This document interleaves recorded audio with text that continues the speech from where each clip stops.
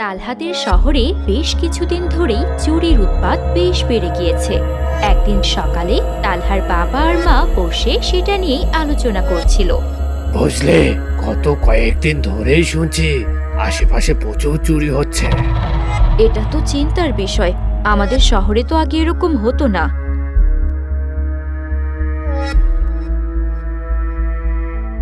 বাবা মা, তোমরা কি নিয়ে এত চিন্তিত? বুঝলে তালহা, কাল অফিস থেকে ফেরার পথে দোকানে গিয়েছিলাম। সেখানে কোনো ফল ছিল না, শুধু ফলের দোকানই একা বসেছিল।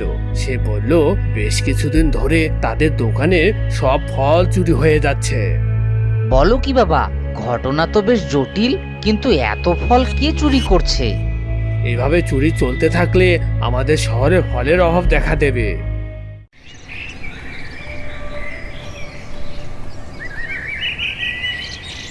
পরদিন সকালে স্কুলে যাওয়ার জন্য তালহা সবুজকে বাসা থেকে ডেকে নিল।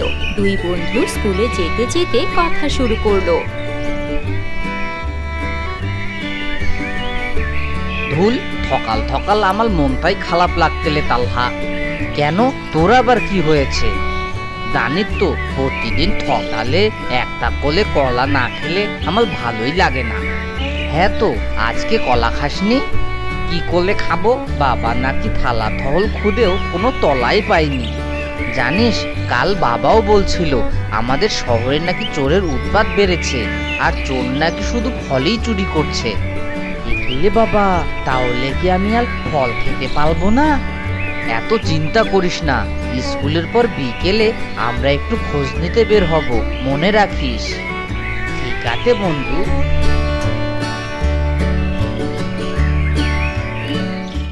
বিকেল বেলায় তালহা আর সবুজ সাইকেল নিয়ে শহরে ঘুরতে বের হলো। পথে প্রত্যেকটা ফলের দোকানে ওরা দেখলো কোনো ফলই নেই। সারা শহর ঘুরেও ওরা সন্দেহজনক কিচ্ছু পেল না। ঘুরতে ঘুরতে ক্লান্ত হয়ে ওরা নদীর পাড়ে গিয়ে বসলো। কিলে তাল্লা, কি তুই তো পেলাম না, এখন আমরা কি করবো?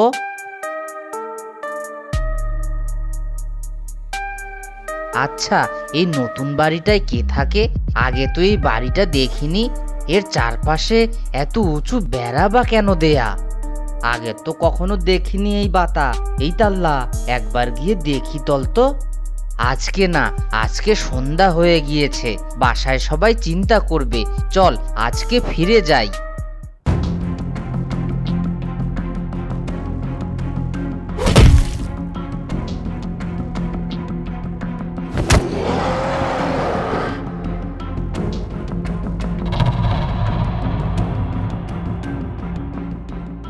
এই সবুজ, দেখ দেখ, ওটা কি বের হয়ে আসলো? ওলে বাবা লে, তল পালাই পালাই, ওটা আমাদের ধরতে পারলেই খেয়ে ফেলবে।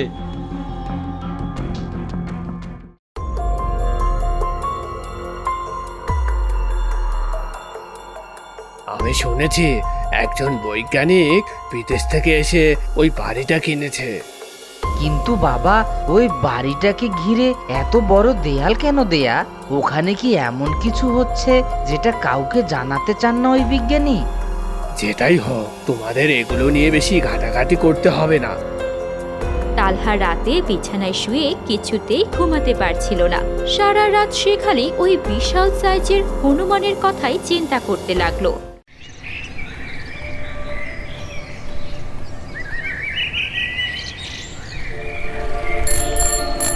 পরদিন ভোর হতেই সে বের হয়ে গেল।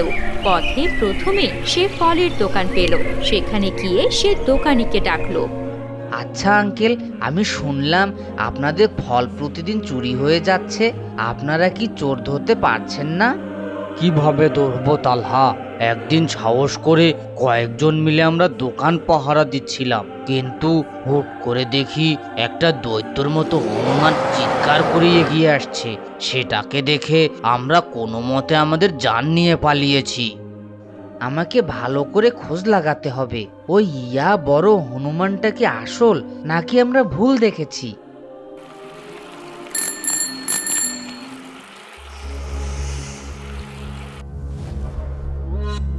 একবার বাড়িটার ভিতর যদি ঢুকতে পারতাম তাহলে দেখা যেত আসলে কি হচ্ছে এখানে। আচ্ছা, চারপাশে একটু ঘুরে দেখি কোথাও থেকে ভিতরে যাওয়া যায় কিনা। এই দাল্লা দাল্লা দালা দালা, আমিও আত্মি।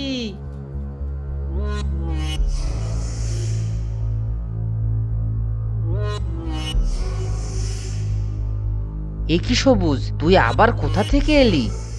আমার ঘুমাতিল না, তাই থতাল হতে বেল হয়ে গেলাম। তারপর দেখলাম তুই সাইকেল নিয়ে কোথায় যাচ্ছিস, তাই থেতায় দেখতে এলাম। এখানে কি করতিস তুই? ভালোই করেছিস, চল। আমি ভাবছি যেভাবে পারি বাড়িটার ভিতরে ঢুকবো। আচ্ছা চল। এরপর তালহা আর সবুজ ওই অদ্ভুত বাড়িটার চারপাশে ঘুরে দেখতে লাগলো।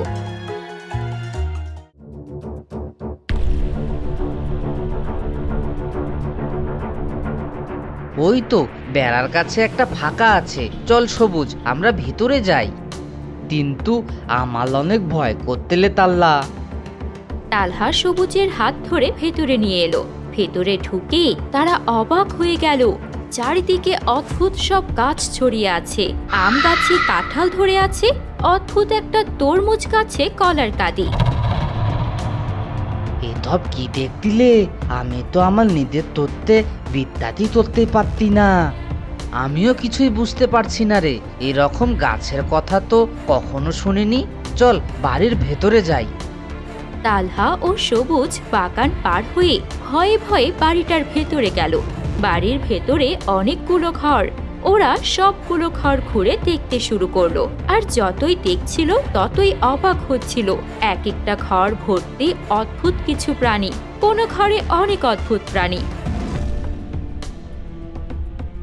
কোনো ঘরে অদ্ভুত রকম দেখতে কুকুর, বিড়াল, খরগোশ সহ আরো অনেক প্রাণী। আমি বোধহয় বুঝতে পারছি ওই হনুমানটা এত বিশাল সাইজের কেন। কি বুঝতে পারলিলে তাল্লা?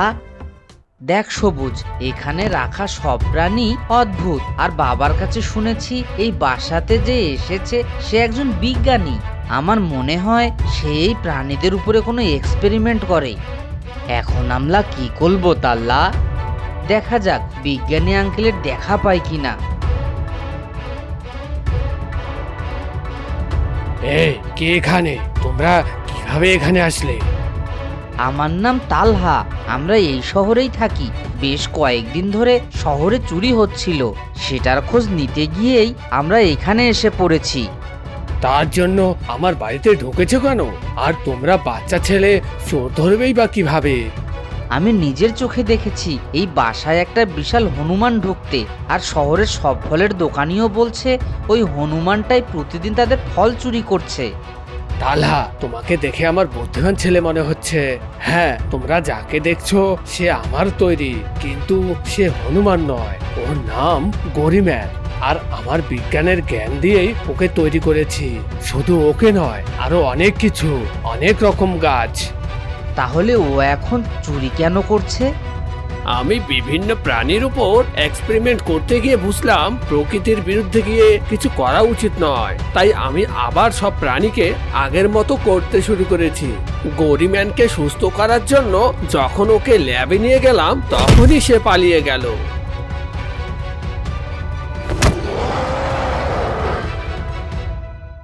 আমরা যদি ওকে ধরে আনতে পারি তাহলে কি আপনি ওকে সুস্থ করে ফেলতে পারবেন? তুমি সত্যি পারবে তালহা ওকে ধরে এনে দিতে? আমি চেষ্টা করে দেখতে পারি। হ্যাঁ হ্যাঁ, তাল্লা তাইলে সবই করতে পারে। ও পারবে ওই দ্রুত গলিম্যানকে ধরে আনতে।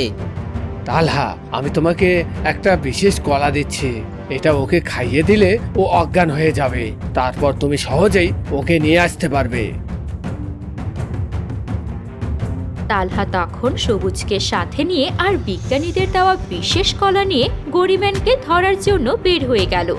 তারা দুজন সারা শহরে ঘুরে ঘুরে গরিম্যানকে খুঁজতে শুরু করলো। এক সময় তারা ক্লান্ত হয়ে গেল, কিন্তু কোথাও তারা গরিম্যানকে পেল না। আর তো পাত্তি নালে তাল্লা, এখন আমার খুব ক্লান্ত লাগতেলে। আমার কাছে মনে হচ্ছে গরিম্যানকে আমরা এদিকে পাবো না। এদিকের সব ফলের দোকানে ফল আগেই শেষ। তাহলে এখন কি হবে? চল আমরা জঙ্গলের দিকে যাই, ওদিকে অনেক ফল গাছ, ওদিকে হয়তো গরিম্যান গিয়েছে।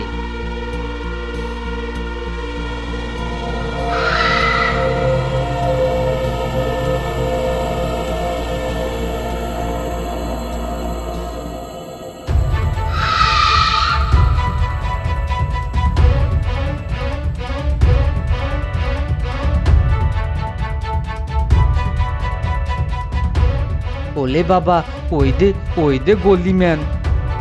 ওদের দেখে গরিম্যান ভীষণ চিৎকার করে দৌড়ে ওদের ধরতে আসলো।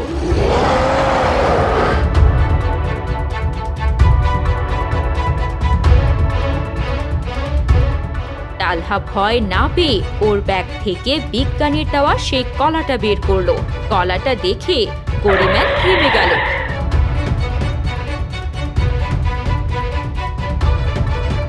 তারপর তালহার হাত থেকে কলাটা নিয়ে গপ গপ করে খেয়ে ফেললো।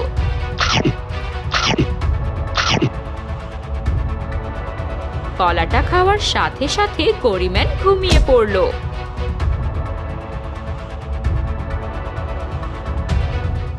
যাক বাবা, এবার ওকে বিজ্ঞানীর কাছে পৌঁছে দিলেই আমাদের কাজ শেষ। কিন্তু তাল্লা, এত বড় একটা গলিম্যানকে কিভাবে আমরা নিয়ে যাবো? গ্রামের লোকদের খবর দিতে হবে।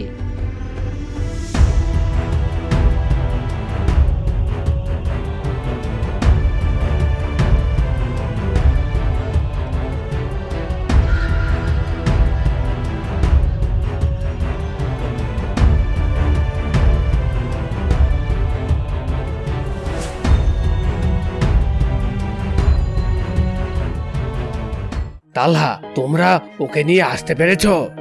হ্যাঁ আঙ্কেল, আপনার দেওয়া কলাটা দিতেই ও খেয়ে ঘুমিয়ে গিয়েছে। এবার আমি ওকে সুস্থ করে ফেলবো। তোমাকে অনেক ধন্যবাদ তালহা। আমার কাজের জন্য সত্যি আমি লজ্জিত। আমি আর কখনোই এরকম এক্সপেরিমেন্ট করব না। যে যেমন আছে তাকে তেমনই থাকতে দেয়া উচিত আঙ্কেল। তাল্লা একদম ঠিক বলেতে বিজ্ঞানী আঙ্কেল, এরপর থেকে এরকম ভুলাল করবেন না, কেমন? তখন বিজ্ঞানী ইনজেকশন দেয় আর গরিম্যান ধীরে ধীরে আবারও মানুষে পরিণত হয়।